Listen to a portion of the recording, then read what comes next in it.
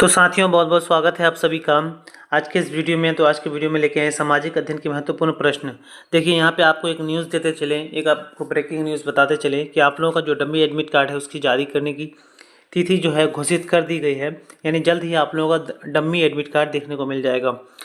तो dummy admit card के बाद आप लोगों का जो एडमिट कार्ड है वो भी जल्द ही जल्द आप लोगों को मिल जाएगा। यानी कि आप लोग ये ध्यान रखिए कि आप लोगों के मई लास्ट वीक में आप लोगों का एग्ज़ाम देखने को मिल सकता है। तो जितने भी लोग आप लोग तैयारी नहीं कर रहे हैं एग्ज़ाम के लिए वजह से, तो आप लोग अब तैयारी करना शुरू कर दीजिए, क्योंकि आपका अब एग्ज़ाम का डेट बहुत जल्द ही घोषित कर दिया जाएगा।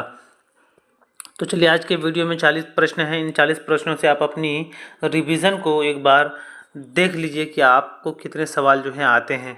चलिए फिर शुरू करते हैं पहले सवाल से। देखिए पहला सवाल क्या है, स्वतंत्र भारत में प्रथम मुख्यमंत्री कौन थे। देखिए यहाँ पे भारत नहीं, यहाँ पे बिहार आप लोग कीजिएगा, ठीक है। स्वतंत्र बिहार में प्रथम मुख्यमंत्री कौन थे, तो इस सवाल का सही आंसर हो जाएगा पंडित श्री कृष्ण सिंह थे, ठीक है। ये स्वतंत्र बिहार के प्रथम मुख्यमंत्री थे। अगला 2 नंबर सवाल है, किस जिले को धान का कटोरा कहा जाता है। मुजफ्फरपुर, पश्चिम चंपारण, रोहतास या गया। तो धान का कटोरा कहा जाता है रोहतास को, क्योंकि यहाँ पे धान की खेती अच्छी खासी मात्रा में होती है, इसलिए इसे धान का कटोरा कहा जाता है। अगला है 3 नंबर सवाल है, 1857 की क्रांति के दौरान बिहार में विद्रोह का नेतृत्व किसने किया था। तात्या टोपे, बहादुर शाह जफर, कुंवर सिंह या मंगल पांडे। देखिए बिहार में विद्रोह के नेतृत्व की बात करें तो किया था कुंवर सिंह ने। बिल्कुल यहाँ पे जो सी ऑप्शन सही आंसर हो जाएगा। कुंवर सिंह जगदीशपुर का जमींदार था, जगदीशपुर का जमींदार था, और इन्होंने 1857 की क्रांति में बिहार से नेतृत्व किया था। वहीं बात कर लेते हैं 1857 की क्रांति शुरू कहाँ से हुई थी, तो ध्यान रखेंगे मेरठ से इसकी शुरुआत हुई थी। और हुई थी कब, तो 10 मई 1857 में इसकी शुरुआत हुई थी। चलिए अगला है, सत्यमेव जयते शब्द लिए गए हैं गीता से, वेद से, उपनिषद से या महाभारत से। तो सत्यमेव जयते जो शब्द लिया गया है ये लिया गया उपनिषद से, ठीक है। बिहार की प्रमुख लोकसभा सीटों की संख्या कितनी है। 35, 36, 38 या 40। तो देखिए बिहार में लोकसभा सीटों की संख्या है 40। बिल्कुल यहाँ पे डी ऑप्शन जो सही आंसर हो जाएगा। वहीं अगर आपको राज्यसभा सीटों की संख्या पूछ ले तो बिहार में राज्यसभा सीटों की संख्या है 16। वहीं सबसे अधिक जो सीटें हैं वो है उत्तर प्रदेश में। उत्तर प्रदेश में लोकसभा की सबसे अधिक सीटें हैं जो है कुल 80 सीटें। लेकिन अगर पूरे भारत की बात करें तो पूरे भारत में लोकसभा सीटों की कुल संख्या कितनी है, 545 है, ठीक है। कुल 545 सीटें हैं। अगला है, हरित क्रांति किससे संबंधित है। दूध उत्पादन, कृषि उत्पादन, मत्स्य उत्पादन या फल उत्पादन। तो हरित क्रांति का संबंध है कृषि उत्पादन से। बिल्कुल जो है यहाँ पे बी ऑप्शन सही आंसर हो जाएगा। वहीं अगर आपको सवाल पूछे कि हरित क्रांति का जनक किसे कहा जाता है, तो आप ध्यान रखेंगे M S Swaminathan. M S. Swaminathan जो थे इन्हें क्या कहा जाता है, तो हरित क्रांति का जनक कहा जाता है। अगला है, भारत छोड़ो आंदोलन कब शुरू हुआ था। 1940, 1942, 1945 या 1947। तो देखिए भारत छोड़ो आंदोलन की शुरुआत हुई थी 1942 ईस्वी में, ठीक है। वहीं इसका नेतृत्व किसने किया था, तो महात्मा गांधी ने किया था। महात्मा गांधी ने इसका नेतृत्व किया था और इसका प्रसिद्ध नारा था करो या मरो, ठीक है। भारत छोड़ो आंदोलन का प्रसिद्ध नारा क्या था, करो या मरो। इसको भी आप ध्यान रखेंगे। अगला सवाल है 8 नंबर में, बिहार का कौन सा जिला चंपारण आंदोलन से जुड़ा था। पूर्वी चंपारण, पश्चिमी चंपारण, वैशाली या ए और बी दोनों। देखिए आप लोग जो चंपारण आंदोलन पढ़े हैं 1917 में हुआ था, महात्मा गांधी ने नेतृत्व किया था। यह आंदोलन कहाँ हुआ था, पश्चिम चंपारण या पूर्वी चंपारण। तो इसका सही आंसर हो जाएगा इन दोनों में हुआ था, ठीक है। ए और बी दोनों इसका सही आंसर हो जाएगा। आप लोग कमेंट बॉक्स में बताएंगे चंपारण आंदोलन जो हुआ था इसका कारण क्या था। अगला है, किस संविधान संशोधन द्वारा शिक्षा को मौलिक अधिकार बनाया गया। 86वां, 42वां, 44वां या 52वां। तो देखिए जो 86वां संविधान संशोधन है ये हुआ था 2002 में हुआ था, ठीक है। 86वां संविधान संशोधन हुआ था 2002 में। और इसी संविधान संशोधन के अंतर्गत क्या किया था, तो शिक्षा को 6 से 14 वर्ष के बच्चों के लिए शिक्षा को अनिवार्य रूप से लागू कर दिया गया था और इसे संविधान के अनुच्छेद 21 का ए में रखा गया है। इस बात को भी आप ध्यान रखेंगे। 10 नंबर सवाल है, स्वतंत्रता संग्राम के दौरान इनकलाब जिंदाबाद का नारा किसने दिया? चंद्रशेखर आजाद, सुभाष चंद्र बोस, भगत सिंह या बाल गंगाधर तिलक? तो इनकलाब जिंदाबाद का नारा दिया था भगत सिंह ने। यहाँ पे बिल्कुल सी ऑप्शन जो है वो सही आंसर हो जाएगा। 11वां है, पंचायती राज का प्रावधान संविधान की कौन सी अनुसूची में है? 9वीं, 10वीं, 11वीं या 12वीं? तो देखिए, पंचायती राज जो है वो 11वीं अनुसूची में है। 11वीं अनुसूची में इसका जिक्र है। वहीं आपका जो 12वीं अनुसूची है इसमें नगर पालिका के कार्य क्षेत्र है। नगर पालिका के कार्य क्षेत्र से संबंधित है 12वीं अनुसूची। बिहार की राजधानी पटना को प्राचीन काल में किस नाम से जाना जाता था? तो प्राचीन काल में पटना को क्या कहा जाता था? पाटलिपुत्र कहा जाता था। इसलिए ऑप्शन सी जो है इसका बिल्कुल सही आंसर हो जाएगा। अगला है, भारत के संविधान की प्रस्तावना में गणराज्य का क्या अर्थ है? देखिए, गणराज्य का क्या अर्थ होता है? हम लोग जो संविधान की प्रस्तावना जब पढ़ते हैं तो उसमें क्या अर्थ है? हम भारत के लोग भारत को एक संपूर्ण प्रभु संपन्न समाजवादी पंथ निरपेक्ष लोकतंत्रात्मक गणराज्य बनाने के लिए, क्या बनाने के लिए? गणराज्य बनाने के लिए। गणराज्य का मतलब होता है जनता द्वारा चुनी हुई सरकार।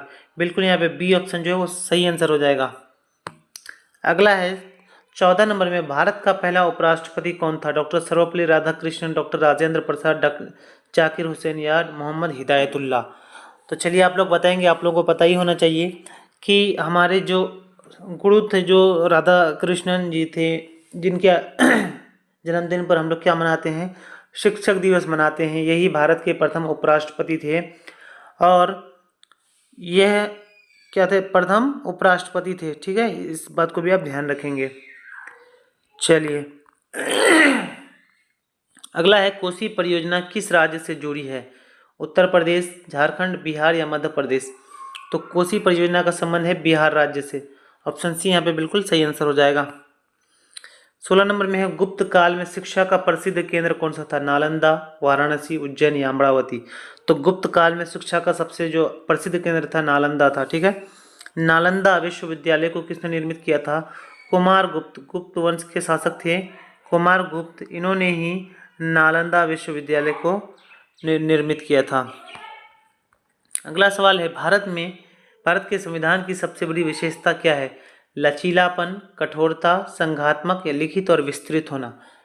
तो देखिए, यहाँ पे अगर सबसे बड़ी विशेषता देखें तो भारतीय संविधान की सबसे बड़ी विशेषता है कि लिखित और विस्तृत है।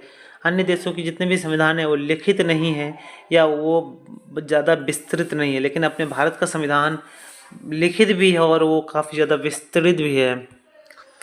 18वां सवाल है, बिहार राज्य का गठन किस वर्ष हुआ था? 1911, 1935, 1947 या 1950?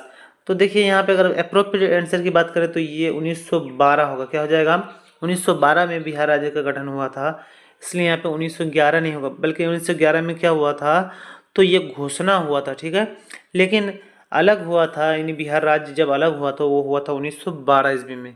पूरा डेट क्या है? तो 22 मार्च 1912 ईस्वी को बिहार जो है बंगाल से अलग हो गया था। बिहार में सबसे अधिक जनसंख्या वाला जिला कौन सा है? पटना, गया, मधुबनी या पूर्णिया? तो आप लोग जानते ही होंगे सबसे अधिक जनसंख्या कहाँ मिलेगा? तो अपने राजधानी शहर पटना में है। पटना में सबसे अधिक जनसंख्या है, इसलिए ऑप्शन ए बिल्कुल सही आंसर हो जाएगा। अगला है, द्वैध शासन प्रणाली किसने लागू की थी? Lord Dalhousie, Lord Clive, Warren Hastings या लॉर्ड कर्जन? तो द्वैध शासन लागू करने वाले थे रॉबर्ट क्लाइव। यहाँ पे लॉर्ड क्लाइव कर दिया है, हालांकि ये क्या होगा? तो रॉबर्ट क्लाइव होगा। इन्होंने ही द्वैध शासन प्रणाली की शुरुआत की थी। अगला 21वां सवाल है, संविधान के अनुसार राष्ट्रपति का चुनाव कौन करता है? क्या जनता करते हैं? तो देखिए, आप लोग तो राष्ट्रपति का चुनाव करते नहीं। संसद भी इसका नहीं करता है, तो क्या करता है? संसद और राज्य विधानसभाएं। जी हाँ, बिल्कुल सी ऑप्शन जो सही आंसर हो जाएगा। संसद के दोनों सदनों के माध्यम से और राज्य विधानसभाओं के द्वारा राष्ट्रपति का चुनाव किया जाता है। एक सवाल ये भी पूछा जाता है कि राष्ट्रपति का चुनाव किस आधार पर किया जाता है? तो आप लोग ध्यान रखेंगे, एकल संक्रमणीय मत पद्धति। एकल संक्रमणीय मत पद्धति के माध्यम से राष्ट्रपति का चुनाव किया जाता है। अगला है, बिहार में अंग्रेजी शिक्षा की नींव किसने रखी थी? Lord Clive, Lord Dalhousie, Warren Hastings या लॉर्ड मैकाले। तो बिहार में अंग्रेजी शिक्षा का नींव रखने वाले थे लॉर्ड मैकाले। बिल्कुल डी ऑप्शन जो है वो सही आंसर हो जाएगा। अगला है, कोसी नदी को बिहार का शोक क्यों कहा जाता है? वो सूख जाती है, वह दिशा बदलती है और बाढ़ लाती है, वो प्रदूषित है, वो झील में परिवर्तित होती है। तो देखिए यहाँ पे अगर देखें तो इसमें जो सही आंसर क्या है कि ये दिशा बदलती है। ये क्या करती है? काफ़ी ज़्यादा दिशा बदलती है और बाढ़ लाती है, जिससे पूरा इलाका जो है वो बाढ़ प्रभावित हो जाता है। इसलिए बिहार की शोक कहते हैं इस नदी को। चलिए अगला है 24 नंबर में, बिहार का सबसे प्रसिद्ध बौद्ध स्थल कौन सा है? वैशाली, गया, राजगीर या बोध गया? तो सबसे प्रसिद्ध जो स्थल है वो है बोध गया, क्योंकि यहीं पे भगवान बुद्ध को ज्ञान की प्राप्ति हुई थी। ठीक है, ज्ञान की प्राप्ति कहाँ हुई थी? तो बोध गया में हुई थी, इसलिए यहाँ पे एक प्रसिद्ध बौद्ध स्थल बना दिया गया है। अगला है, नालंदा विश्वविद्यालय किस वंश के समय फला फूला? मौर्य, गुप्त, शक या मुगल? फला फूला का मतलब है कि नालंदा विश्वविद्यालय बना कब? ठीक है, तो यह गुप्त वंश के शासक में बना था, गुप्त वंश के शासन में, यानी ऑप्शन बी बिल्कुल सही आंसर हो जाएगा। गुप्त वंश के जो राजा थे, कुमार गुप्त नाम था, कुमार गुप्त ने ही क्या किया था? इसका निर्माण करवाया था। लेकिन बाद में चल कर के बख्तियार खिलजी नामक व्यक्ति ने नालंदा विश्वविद्यालय को ध्वस्त कर दिया था। अगला है, किस कानून के तहत भारत में बाल श्रम निषिद्ध है? बाल श्रम, बाल अधिकार अधिनियम, बाल श्रम निषेध अधिनियम, शिक्षा का अधिकार अधिनियम या बाल कल्याण अधिनियम?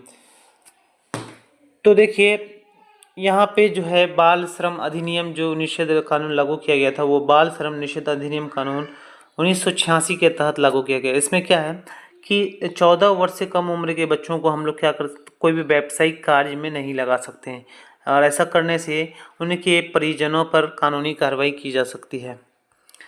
अगला है 27 नंबर में, मगध साम्राज्य की पहली राजधानी क्या थी? पाटलिपुत्र, राजगिरी, वैशाली या कुशीनगर?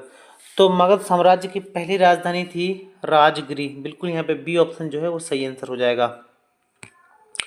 अगला है, ईस्ट इंडिया कंपनी का भारत आगमन कब हुआ? 1600, 1608, 1612 या 1615? तो ईस्ट इंडिया कंपनी भारत आया था 1600 ईस्वी में। बिल्कुल यहाँ पे जो है ऑप्शन ए सही आंसर हो जाएगा। संविधान सभा की पहली बैठक कब हुई थी? 1946, 1947, 1948 या 1950? तो संविधान सभा का जो पहली बैठक हुई थी वो हुई थी 1946 ईस्वी में। हालांकि इसका अगर पूरा डेट हम लोग देखें तो 9 दिसंबर 1946 ईस्वी को संविधान सभा का पहला बैठक हुआ था। ठीक है, वहीं इसका दूसरा बैठक हुआ था 11 दिसंबर को। ठीक है, 11 दिसंबर 1946 को इसका दूसरा बैठक हुआ था। अगला है, बिहार की में कितने प्रमंडल हैं? डिवीज़न 7, 8, 9 या 10? तो प्रमंडल की अगर बात करें तो कुल 9 प्रमंडल हैं।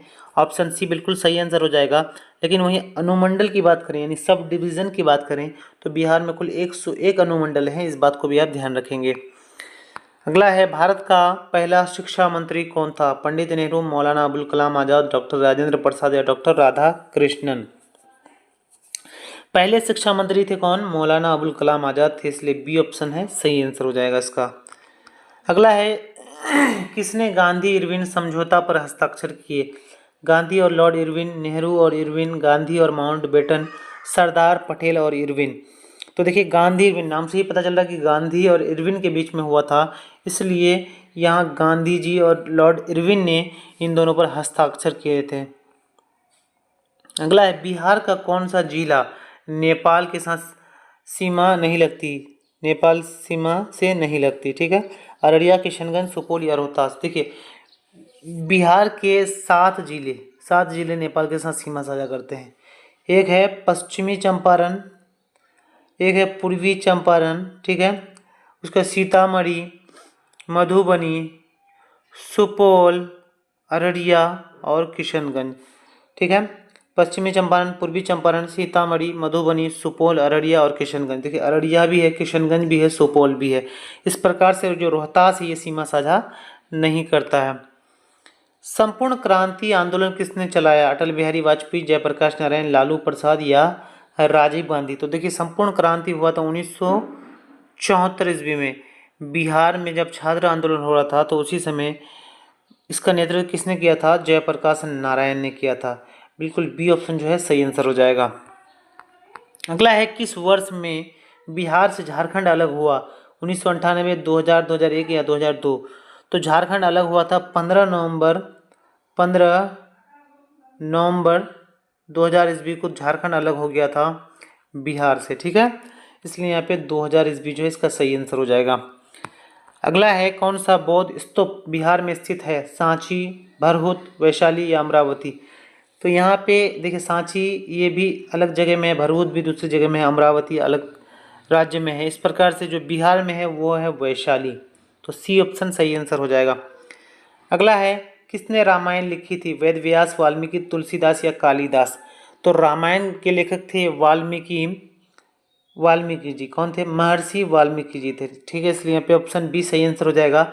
वेद व्यास ने क्या लिखा था? तो महाभारत का निर्माण वेद व्यास ने किया था। ईश्वर नास्तिक का सिद्धांत किस धर्म से संबंधित है? बौद्ध, जैन, हिंदू या सिख? नास्तिक का मतलब जो लोग ईश्वर पर उनको यानी वो नहीं मानते हैं कि ईश्वर होते हैं, ठीक है। तो ये किस धर्म में है? तो ये बौद्ध धर्म में, ठीक है। ऑप्शन ए बिल्कुल यहाँ पे सही आंसर हो जाएगा। अगला है, बिहार राज्य का राजकीय पशु क्या है? बाघ, गैंडा, हाथी या हिरन? देखिए यहाँ पे अगर सारे ऑप्शन को देखें तो ये सारे ही ऑप्शन जो हैं गलत हैं। बिहार का राजकीय पशु है बैल। क्या है? बैल है, इसलिए आप इसको ध्यान रख लेंगे। अगला है, 40 नंबर में, भारत में प्रथम जनगणना किस वर्ष हुई थी? 1860, 1872, 1881 या 1891? तो देखिए, प्रथम जनगणना हुई थी 1872 ईस्वी में, इसलिए आप बी ऑप्शन को टिक करेंगे। और नियमित जनगणना की बात करें, यानी नियमित जनगणना कब से शुरू हुई थी? तो आप ध्यान रखेंगे, ये शुरू हुई थी 1881 ईस्वी से नियमित जनगणना, ठीक है। तो पहली जनसंख्या 1872 और नियमित जनगणना 1881 से। और इस प्रकार हर 10 सालों पर क्या किया जाता है? जनगणना का कार्य किया जाता है। तो देखिए, आज के इस वीडियो में हम लोगों ने कुल 40 प्रश्नों को देखा, जो आपकी एग्ज़ाम के दृष्टिकोण से काफ़ी ज़्यादा इंपॉर्टेंट था। और आप कितने सवालों को खुद से हल कर पाए, आप हमें कमेंट बॉक्स में ज़रूर बताएंगे। इसी तरह के सीरीज़ के साथ हमारे चैनल से जुड़ जाइए और वीडियो को लाइक कर दीजिए। चलिए फिर मिलते हैं अगले वीडियो में। जय हिंद, जय भारत।